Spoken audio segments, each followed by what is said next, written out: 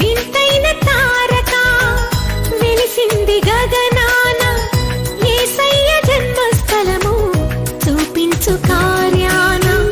వింతైన తారక వెలిసింది గగనాన యేసయ్య జన్మస్థలము చూపించు కార్యాన.